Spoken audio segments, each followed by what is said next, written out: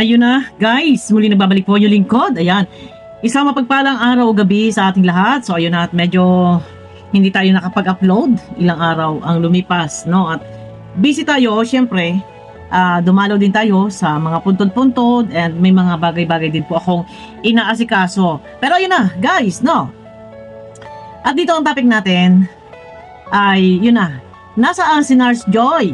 Bakit nga ba hindi nakadalaw sa pagkaka-ospital ni Papa Dan? So ayan na. At dito ay meron panawagan po si Kalingap Dan patungkol kay Joy. Pero bago yan, kumusta na si Kalingap Dan? Pero ayun na, guys, no? At sa kasamaang palad, nagpa-check up lang, hindi sukat akalain na diretso na siyang pooperahan. Pero nakapag-upload na po. Pwede po natin suportahan ang kanyang video. Mapanood nyo man lang yung kung anong update sa kanya, pero okay na po at kailangan lang niya makarecover sa pagkaka-opera. Syempre, kailangan niya magpalakas, no? Pero ito na, bakit nga ba hindi pumunta si Princess Joy Diwata? At marami ang nagtatanong sa may mga live na bakit wala si Princess Joy Diwata. Pero yan po ay binigyan ng kasagutan ni Kalingap Dan. Man lang po sana sa lahat ng ating mga minamahal na viewers, mangyari po sanang wag ibas si Joy. At ika nga ay gustuhin man ni Joy na pumunta, dalawin si Kalingap Dan sa ospital, ay mismo si Kalingap Dan na po ang pumigil na huwag na. At siya naman din ay lalabas din at ayaw niya mag-stay ng matagal sa ospital. Ito, guys, panoorin niyo ang video clip at ito po ay likha ni Kalingap Dan. Sa mga gusto makapanood po ng kabuoang video, pwede, marahil yung iba napanood na ninyo doon sa upload ni Kalingap Dan, no? Nasa 150,000 views na yata. So yung iba, paglilinaw ay wag naman po mangbabas. May mga kadahilanan kung bakit hindi nakapunta si Joy. Ito, guys, likha ni Kalingap Dan. Ito nga pala mga kalingap, huwag niyo pong sana huwag kayong magalit o magtampo kay Joy. Dahil ko po kasi nakikita sa mga live na hinahanap si Joy or nagtatanong kung hindi pumunta dito. Nababasa ko, may message din kung nakadalaw ba si Joy or ba't hindi pumunta dito. Ano nga yun si Joy, isa sa pinakaunang po na gusto sa atin nung nalaman niya na sa hospital at operahan tayo. Grabe din po yung pag-alala at syempre pag-suporta sa atin. And ako din namin nagsabi. And kanina nga, nabasa ko nung pagkatapos ng operation ko, na medyo nagising-gising na ako.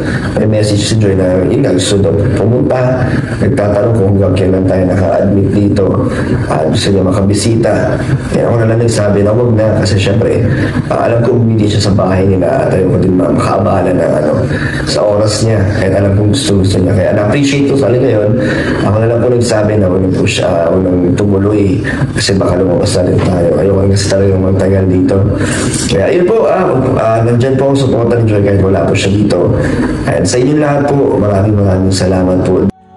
So ayun na, guys, at narinig naman ninyo no, na nakikiusap si Kalingap Dan na kung maaari ay huwag ng ibas at yun nga, binababasa raw si Kalingap Dan sa mga comment at hinahanap nga si Joy. Pero sabi ni Kalingap Dan, narinig naman ninyo nung siya nahimasmasan, nung siya nagising mula sa kanyang operation dahil siyempre may anesthesia, nung pinatulog siya.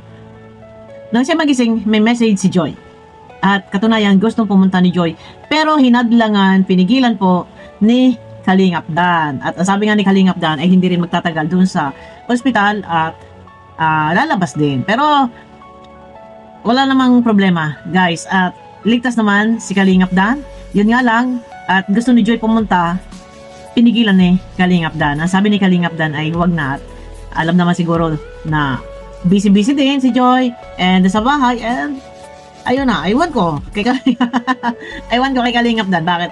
Sinabi niya na huwag nang pumunta, ayun na, ilalabas nga daw. Pero ayun na, ay maganda sana kung si Joy ay pumunta ron at man lang ay nung habang kumbaga hindi pa nagigising si Kalingap Dan. Tsaka biglaan naman kasi, guys, yung pagkaka-opera, kumbaga check up, so hindi rin naman niya inaasahan na magpapa-opera o kailangan na maoperahan. So ang kagandahan dito kung sana habang si Kalingap Dan ay tulog pa mula sa kanyang operation, no, sana pagising, unang gising, nasilayan niya ang ating Princess Joy Diwata. Kaso nga ayun na, no? At saka mahirap din pupunta kung mag-isa lang si Joy. No, siyempre kailangan talagang merong kasamang pagpunta doon, lalo pat kung medyo malayo-layo, eh, mahirap naman magko-commute. Pero yun na gusto pumunta, kaya lang, ay pinigilan ni Kalingap Dan. Ay sayang, kung man lang sana'y nakasilip na naalagaan man lang sana. Kaya nga lang, wala po tayong magagawa. Gusto natin na sana'y nandun nga si Joy, naalagaan, pero kung mismong si Kalingap Dan nga po ay pumigil at sinabing huwag na at sila'y lalabas din at hindi rin naman magtatagal, wala naman po tayong magagawa, guys. Kung hindi rin respeto at igagalang, pero marapat ba, ibas si Joy dahil hindi nakapunta ang ating nurse sa pasyenteng si Kalingap Dan. Eh, yun na nga, paulit-ulit tayo. Ang sabi nga po ni Kalingap Dan ay huwag na lang at lalabas na rin naman. At ayaw ni Kalingap Dan na mag-stay sa loob ng hospital. Pero ito guys, may pahahabol lang ako bago tayo magtapos sa video na to, no? Doon sa usapin, ito ay na-reactionan po kahapon ni Boss Bobby TV. Yung patungkol po doon sa chikinini. Usapin chikinini. Chikinini o allergy. Hindi tayo magbibigkas ng pangalan at hindi natin i-highlight. Ito ay aking paglilinaw lang sa lahat. Paglilinaw. Wala naman po pambabas na naganap or anuman. Meron mga comment, opinion, kung sino man yung may chikinining sinasabi, ay ako'y busy din po dahil ako ay nasa puntod, mag-overnight sana kami, kaso sobrang daming tao at talagang dikit-dikit na po ang mga tent ng mga ibang mga nag-overnight sa cemetery, no. So umuwi na rin kami at malapit lang naman sa amin yung private cemetery kung saan meron kami dong nakahimlay, no. So busy. So may nag-chat sa akin, ganito nga daw, may report. Pagising ko kahapon ng umaga, at mga usapin chikinini daw, may chikinini. Ang akin lang ito, no, hindi sa kinukonsente ko po. Ang ibang sponsor, kung sino man yung sponsor, walang sponsor na nambabas. Wala po namabas na sponsor. Meron man viewers na nambabas, wala, hindi ko alam kung sino-sino sila. Ang akin lang, akin may pakiusap sa mga makadanjoy, sa lahat ng mga maka-EDC. Iwasan natin na ika nga ay, sabihin na natin yung salitang magiging basher tayo. Ito'y pakiusap ko lang sa ibang Kalingap Angels. Kung hindi man ninyo gusto, hindi nyo man gustong panoorin, suportahan, iwasan. Wag na lang pwede naman pong wag niyo panoorin. Wag nang mag-comment or wag nang magbitaw ng mga salita. Ito'y pakiusap ko lang, no. Sa usaping di umano may chikinini. Sino ba 'yon? Ito sinisingit ko lang. Hindi ko nga na-reaction na to kahapon para hindi ma-highlight. Pero yun na, naging topic ni Bobby, no, ni Boss Bobby. Ang akin lang ay advice sa lahat ng mga makadanjoy, kahit sino pa man. Yung mga reaktor na nag-reaction sa danjoy, or mga sponsor, or mga viewers, lalo na sa viewers ng danjoy, viewers ng NC, ano man yan, iwasan natin na tayo ay, sabihin na natin yung salitang mangbas, o huwag tayong mangbas, hayaan natin sila. Kung ano may makita ninyo, magbulag-bulagan at magbingi-bingihan na lang po tayo. Yun po ang pinaka-the best doon. Ano man yung nasa isip ninyo, tayo po ay nasa bansang malaya, may freedom of speech tayo, pwede tayo magsalita, ano man yung ating gustong sabihin, may karapatan tayo, karapatan natin magsalita, magpahayag, nasa bansang malaya tayo, pwede tayo magsalita, pero pagka merong mga kumukontra or ayaw nila ng ganun, ayaw nilang nababa sila, mas maganda, tikong bibig, magbinging-bingihan at magbulag-bulagan sa katotohanan. Kasi ang nangyayari pa dyan, kahit alam nyong nandun kayo sa tama and nag-advise lang kayo, ang nangyayari nga po, mababaligtad pa kayo. Pero hanggat maaga, iwasan, mangbas na alam nating tayo ay makakasakit din sa damdamin. Mas maigi nga yung, alam niyo yung kasabihan na, makakita ka na, wag lang ikaw yung makikitaan. Alam niyo yun, yung sa ugali, makitaan mo na yung kung anong ugali meron sila. Kung sila may nambabas sa EDC, sa danjoy, o kung sino man ang binabas, wag lang tayo yung mangbas. Alam niyo yun yung kasabihan, makitaan ka na, wag lang ikaw yung makikitaan. Wag lang ikaw yung masisilipan, mabubutasan. Kaya, pakiusap sa lahat ng ating mga minamahal na viewers, sa lahat na. Hayaan lang natin. Kasi kung tayo magbibigay, sabi ko nga sa inyo, nasa bansang malaya tayo, meron tayong freedom of speech, pwede tayong magpahayag ng ating damdamin sa loobin, opinion, koro-koro, no? Kaya nga lang, bandang huli, ikaw pa yung mababaliktad. Ito po, nasa Pilipinas tayo, ganito po ang ugali ng Pinoy. Ikaw na yung nasa tama, ikaw pa yung mali. Diba? Kaya ang gagawin po natin, ignore na lang, hayaan natin sila. Pero sabi ko nga sa inyo, as content creator, vlogger, yung iba, kung sa iba yan, reaction na, i-highlight yung negative.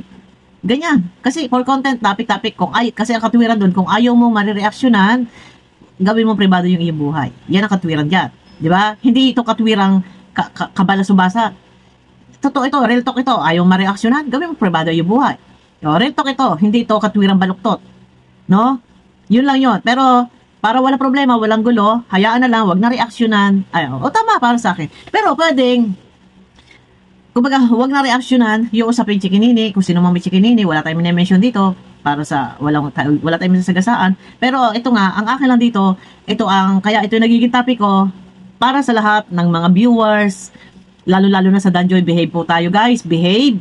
Hayaan natin sila. Huwag tayo sumabay. Huwag na kayo mag-comment. Sabi ko nga sa inyo, kahit kayo nasa tama, kahit kayo nagbigay lang ng inyong advice, babalik ta rin pa kayo, mali pa kayo. Ignore, magbulag-bulagan at magbingi-bingihan.